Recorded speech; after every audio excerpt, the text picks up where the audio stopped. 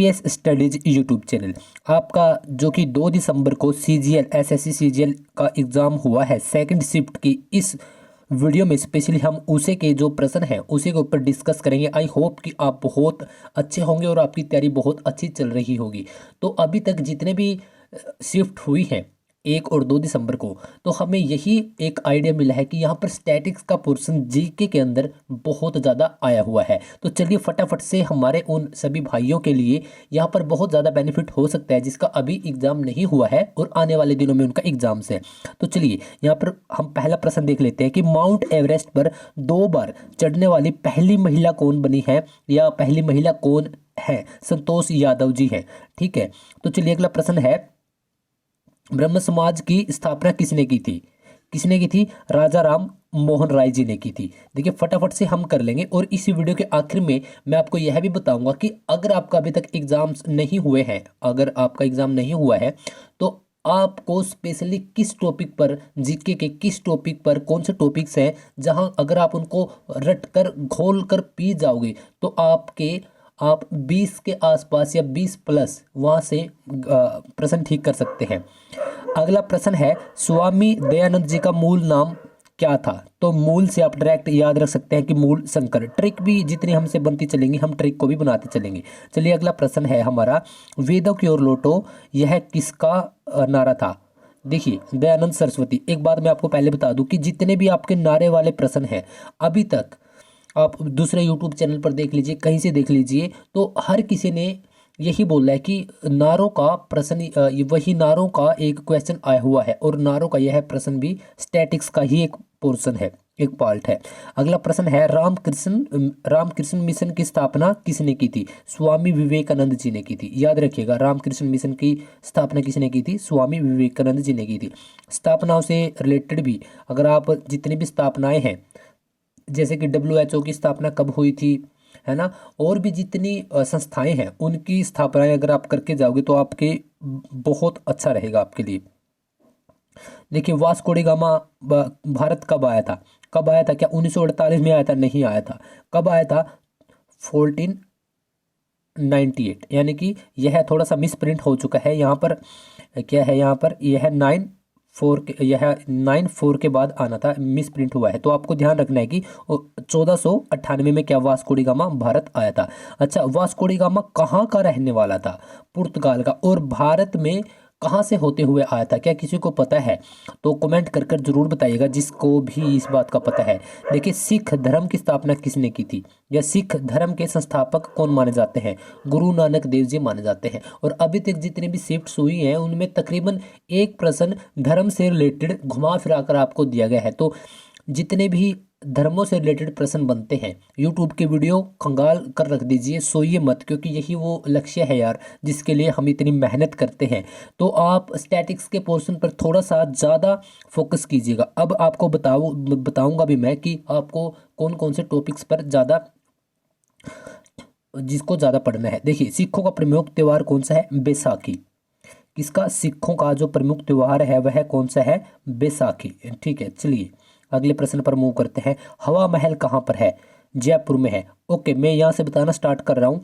देखिए आपको स्टैटिक्स में एक जितने भी आपके, हमने जैसे कि ऊपर देखा कि धर्म से रिलेटेड जितने भी प्रश्न हैं आप उनको घोट कर पी जाइए, वैसे ही आपके जितने भी मकबरे, स्मारक या फिर महल हैं जो कि जैसे कि अकबर के द्वारा बनवाया गया कोई, अगर राजस्थान के अंदर कहीं पर भी है, और जैसे शाहजहां ने ताजमहल बनवाया, कुछ और भी चीज़ें जैसे कि लाल किला या फिर मस्जिदें, ठीक है, मकबरे जितने भी हैं इनको आप घोट कर पी जाइए। और इन्हीं से जुड़े जैसे इनके एक शिफ्ट में आया हुआ था कि पहली महिला मुस्लिम शासिका, ठीक है, वह भी इन्हीं से रिलेटेड है। तो उनको भी अगर आप घोट कर पी जाते हैं तो आपके चांसेस थोड़े अच्छे हो जाते हैं कि आप कर डालोगे अब की बार। लौह पुरुष किसे कहते हैं? सबको पता है कि सरदार वल्लभ भाई पटेल जी को कहते हैं। और क्यों कहते हैं इस बात का क्या किसी को पता है? कमेंट कर कर जरूर बताइएगा। विजय घाट की समाधि, देखिए समाधियों से संबंधित मैंने अभी 3-4 दिन पहले एक वीडियो डाली है और विद ट्रिक डाली है। और इस बात की मैं यहाँ पर सभी के सामने प्रॉमिस करता हूँ, गारंटी देता हूँ, अगर आप उस वीडियो को देख लेंगे, समाधियों से रिलेटेड है, एक बुक्स से रिलेटेड है, एक आविष्कारों से रिलेटेड है, कई प्रकार की है ट्रिक टॉपिक के नाम से। ट्रिक टॉपिक के नाम से एक प्लेलिस्ट है हमारी यहाँ पर, अगर आप उसको विजिट करते हैं, देखिए उसमें समय लगेगा आपको, कोई 20 मिनट की वीडियो, कोई 25 मिनट की, कोई 30 मिनट की, लेकिन इस बात का मैं आप सभी के साथ प्रॉमिस करता हूँ कि अगर आपने उनको अच्छे से, जिस प्रकार से मैंने ट्रिक्स करवाई, अगर आप उसी प्रकार से रिलेट कर लेते हैं तो कोई भी भूल ही नहीं सकता यार, क्योंकि इतनी ईजी ट्रिक करवाई है मैंने उसमें समाधि से रिलेटेड। लाल बहादुर शास्त्री, अच्छा विजय घाट, वैसे मैंने ट्रिक क्या बनाई थी एक बार आपको भी बता दूं ताकि आप उस वीडियो को भी जाकर देख लो। देखिए विजय घाट, विजय का क्या मतलब होता है कि जीत, है ना, कि हम जब जीत जाते हैं तब बोलते हैं कि हम विजय हो चुके हैं। और विजय कौन होता है? कोई बहादुर इंसान ही होगा। तो इस प्रकार से वेरी सिंपल इजीली ट्रिक, और ऐसी ही ट्रिक आपको इसी यूट्यूब चैनल पर प्लेलिस्ट में बहुत सारी वीडियोज हैं, उसको चेकआउट कर सकते हैं। देखिए अर्थशास्त्र पुस्तक की जो लेखक हैं वह कौन है? चाणक्य, ठीक है। और या इसकी भी मैंने एक ट्रिक भी करवाई थी, एक पुस्तकों से रिलेटेड भी एक वीडियो बनाकर डाल रखी है, अपलोड कर रखी है, तो उसको भी आप जरूर चेकआउट कर लीजिएगा। चलिए अगले प्रश्न पर मूव करते हैं। महाभारत के रचयिता कौन है? महर्षि वेदव्यास। आई थिंक सभी को पता होगा और पता भी होना चाहिए।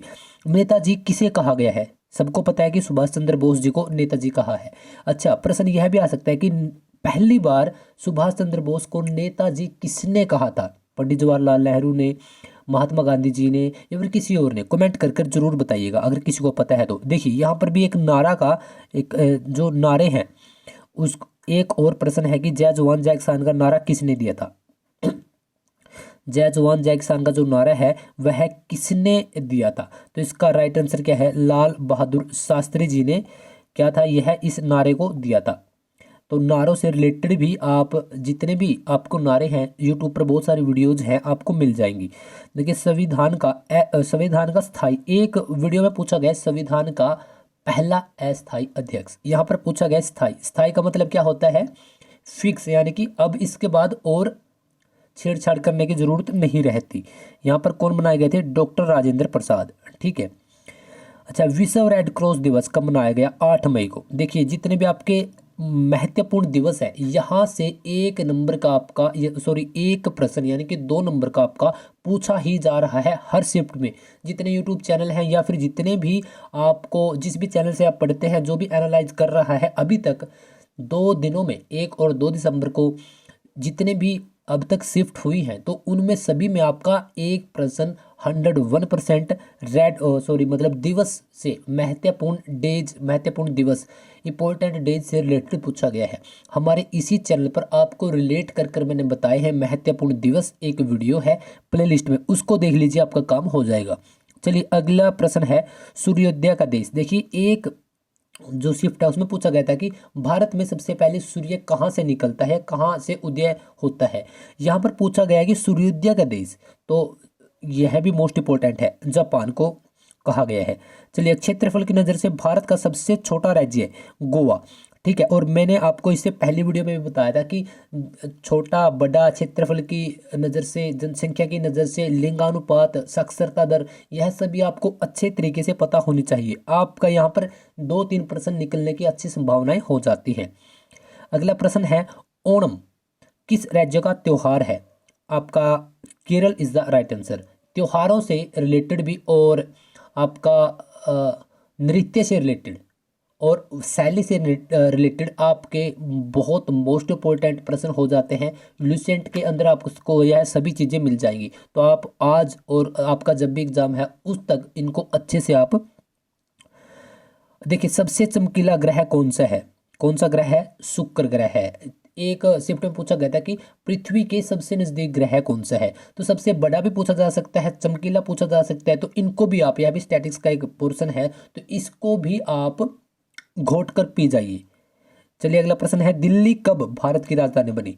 वेरी वेरी मोस्ट इंपोर्टेंट, 1911 के अंदर दिल्ली को भारत की राजधानी बनाया गया था। ओके 1911 के अंदर एक चीज और हुई थी, है ना, राष्ट्रगान कब गाया गया था पहली बार, और किस अधिवेशन में? कोलकाता अधिवेशन था, मुंबई का अधिवेशन था, कहाँ का था और कब, कौन सी साल थी?